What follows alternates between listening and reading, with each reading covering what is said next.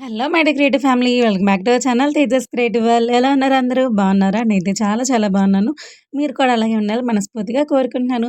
ఏంటి మరి సంగతులు? సమ్మర్ స్పెషల్ ఆవకాయ పచ్చడి పెట్టారా? పెట్టలేదా? ఇన్‌కేస్ ఎవరైనా పెట్టకపోతే గనుక ఈ పక్కా కొలతల్ని యూజ్ చేసి పెట్టండి. సూపర్‌గా ఉండిద్ది. టేస్ట్ అయితే అద్దిరిపోయిద్ది. అత్తమ్మ చేసే ఆంధ్ర స్టైల్ ఆవకాయ పచ్చడి భలే బావుండిద్దండి. నేను మా అత్తయ్య గారి రెసిపీస్ చాలా వరకు పోస్ట్ చేశాను. మీ అందరికి కూడా చాలా బాగా నచ్చుతుంది. I am so happy. Specially ఒడియాల వీడియో అయితే గనక 25,000 దాకా ఎళ్ళింది. ఐ యామ్ సో హ్యాపీ అండి. ఇన్‌కేస్ ఎవరైనా చూడకుండా ఉంటే గనక కింద డిస్క్రిప్షన్‌లో లింక్స్ ఇస్తాను. అలాగే పచ్చళ్ళ సీరీస్ మన ఛానల్‌లో స్టార్ట్ చేసి చాలా రకాల పికిల్స్ అనేది పెట్టాము.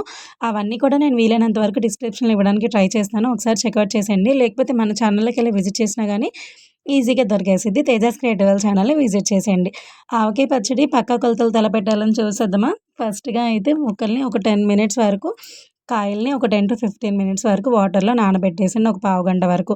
నానబెట్టిన తర్వాత బాగా రుద్ది కడిగి ఒక వైట్ పొడి క్లాత్‌లో వేసుకోండి. తర్వాత ఒక క్లాత్ తీసుకొని కాయల్ని తడి అనేది లేకుండా నీట్‌గా ఒక్కొక్క కాయని పొడిగా తుడిచి ఆరబెట్టేయండి కాసేపు. తర్వాత తడిగా మొత్తం పోయిన తర్వాత పొడిగా అయిన తర్వాత ముక్కల్ని ఇలాగా కొట్టించుకోవాలనమాట. చాలామంది ఇంట్లోనే కొడతారు. మా దగ్గర కత్తిపీట అవైలబుల్‌గా లేదని చెప్పని మేము బయట కొట్టిస్తాము. మీడియం సైజ్ ముక్కలంటే గనుక వాళ్ళే కొట్టిస్తారు. ఇలా కొట్టించిన ముక్కలన్నిటిని ఒక పావుగంట సేపు, ఒక 20 నిమిషాలు ఆరబెట్టేసేయండి. ఆరిపోయిన తర్వాత ముక్కల్లో నుంచి జీడీని, అలాగే రేకుండిద్ది పేపర్ లాంటిది. దాన్ని గూడా తీసేసి ఒక క్లాత్ తీసుకొని ముక్కని 4 వైపులా అంటే 4 సైడ్స్ బాగా క్లీన్ చేయాలనమాట. చెత్త లాంటిదేం లేకుండా అంటే జీడీ ఉండిద్ది గదా లోపల దాని మరకలు గాని, మట్టి గాని ఏం లేకుండా. ఇయర్ మొత్తం స్టోర్ ఉండాలి కాబట్టి కొంచెం ఎక్కువగానే హార్డ్ వర్క్ ఉండిద్ది. వీడియోలో చూపించినంత సింపుల్‌గా అయితే ఉండదు. చేసే వాళ్ళకే తెలుస్తది కష్టం. అలాగే ఆ టేస్ట్ చూసిన తర్వాత ఆ కష్టం అంతా మర్చిపోతాం మనం కూడా. ఇప్పుడు ఈ ముక్కలన్నిటిని మనం ఏదో ఒక డబ్బా మీరు కొలతకి తీసుకోండి. అది ఏ డబ్బా అయినా పర్వాలేదు. ఏ సైజ్ అయినా పర్వాలేదు. బట్ ఏదైనా గానీ ఒకే ఒక డబ్బాతోని ప్రాసెస్ మొత్తం కంప్లీట్ చేయడానికి ట్రై చేయండి. అది పక్కా కొలతలనమాట. ఈ కొలతలు మీకెవరైనా మిస్ అయ్యుంటే వీడియోలో వాయిస్‌లో నేను డిస్క్రిప్షన్‌లో లింక్స్ ఇస్తా. అంటే డిస్క్రిప్షన్‌లో మీకు లిస్ట్ ఇస్తాననమాట. అంటే క్వాంటిటీస్ ఎలాగా ఏంటి అని చెప్పని. దాన్ని బట్టి గూడా మీరు తీసుకోవచ్చు. ఇప్పుడు నేను తీసుకున్న వాటిలికి 8 లోటాల ముక్కలయినియనమాట. అంటే 8 డబ్బాలయినియి. అవన్నీ ఇలా కొలుచుకొని పెద్ద డబ్బాలో వేసుకోండి. మనకి కలపడానికి, చెయ్యి తిప్పడానికి వీలుగా కుదిరే దానిలో కొంచెం విశాలంగా ఉండే డబ్బా తీసుకోండి బెస్ట్ కాబట్టి ఇలా ప్లాస్టిక్ డ్రమ్‌లో తీసుకున్నాం. కలపడానికి ప్లాస్టిక్ డ్రమ్‌లో కలిపిన తర్వాత దాన్ని జాడీలోనే స్టోర్ చేయండి. నెక్స్ట్ ఇంకో మెయిన్ టిప్ ఏంటంటే మనం అందులోకి ఆవు పిండి, మెంతి పిండి బయట స్టోర్ నుంచి దొరికేవి తీసుకొచ్చి వాడకుండా కొంచెం ఒక 5 మినిట్స్ ఓపిక చేసుకొని ఇంట్లోనే ఆవాలు, మెంతులు విడిగా వేయించుకొని పొడి చేసుకొని పక్కన పెట్టుకోండి. అది బెస్ట్ అనమాట. అంటే మనకి టేస్ట్ గూడా ప్రిజర్వేటివ్స్ ఏమీ కలపకుండా ఉండిద్ది కాబట్టి చాలా మంచి ఫ్లేవర్ వచ్చిద్ది. బావుండిద్ది. అలాగే మనకి ఎక్కువ రోజులు నిలవుండిద్దనమాట. అంటే మనం ఎలాంటి కెమికల్స్ కలపం కాబట్టి ఎక్కువ రోజులు నిలవుండిద్ది.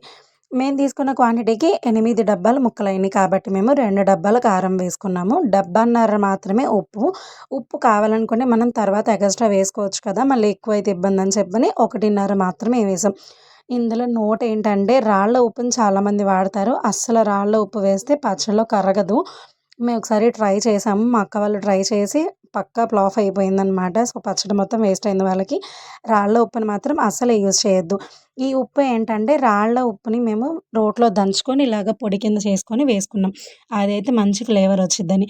నెక్స్ట్ ఒక హాఫ్ డబ్బా వరకు ఆవు పిండి అంటే 4 డబ్బాల ముక్కలకి ఒక డబ్బా కారం, ఒక డబ్బా ఉప్పు, అర డబ్బా ఆవు పిండి, పావు డబ్బా మెంతిపిండి. మెంతిపిండి ఎక్కువ వేయడం వల్ల చేదొచ్చిద్దండి. అందుకని కొంచెం తగ్గించి వేసుకోవాలి. ఆవు పిండి వేయడం వల్ల అంటే మనకి గుజ్జొచ్చిద్దనమాట. కాబట్టి ఆవు పిండి వేసుకోవచ్చు. దీనిలో మెయిన్ ఇంగ్రీడియంట్ ఎల్లుల్లిపాయలు. అస్సలు సూపర్ టేస్టీగా ఉండిద్ది. అస్సలు మిస్ అవ్వద్దు. నార్మల్‌గానే ఈ డేస్‌లో అంటే ఈ సీజన్‌లో ఎల్లుల్లిపాయల కాస్ట్ ఎక్కువ ఉండిద్ది. కానీ మనం కాస్ట్ గురించి ఆలోచించి మానేయడం వల్ల ఫ్లేవర్ అనేది చాలా వరకు మిస్ అయిపోతాం మనం. మంచి టేస్ట్ వచ్చిద్ది. దానిలో మేము యూజ్ చేసే మెయిన్ టిప్ ఏంటంటే ఒక పావు వంతు వెల్లుల్లిపాయలని పొట్టు తీసి మిక్సీలో వేసేస్తాం.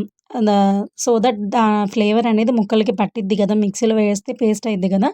అది ముక్కలకి పట్టిద్ది గదా! అని చెప్పని. ఇంకొక పావు వంతేమో మేము వెల్లుల్లిపాయలు తొక్కు ఒలిచేసి పాయలు పలంగా వేస్తాం. ఇంకొక పావు వంతేమో తొక్కతో వేస్తాం. ఎందుకంటే తొక్క వేయకుండా ఉండేది త్వరగా నానుతది. మనకి ఫ్లేవర్ అనేది ముక్కలకి పట్టిద్ది. తొక్కతో వేయడం వల్ల ఏంటంటే మనకి అందులో ఆయిల్‌లో ఉన్నదేమన్నా ఉన్నా గానీ తొక్క అబ్జర్వ్ చేసేసుకొని మనకి ఆయిల్ మాగుడు వాసన రాకుండా ఎక్కువ రోజులు పచ్చడిని స్టోర్ ఉంచిద్ది. అంటే 1 ఇయర్ దాకా మనకి పచ్చడి పాడవకుండా స్టోర్ ఉంచిద్దనమాట. అందుకోసమని. ఇలా మొత్తం కలిపిన తర్వాత ఒక 1 కేజీ ఆయిల్ పోసాం మేము కలిపేటప్పుడు మాత్రం. కలిపేసిన తర్వాత మొత్తం ఈ డబ్బాలో నుంచి ఒక 2 డబ్బాల్లోకి మేము తీసుకున్నాము. కొంచెం ఒక పావు వంతు గ్యాప్ ఉంచేసి 3/4 వరకు మనం ఫిల్ చేసుకోవాలి.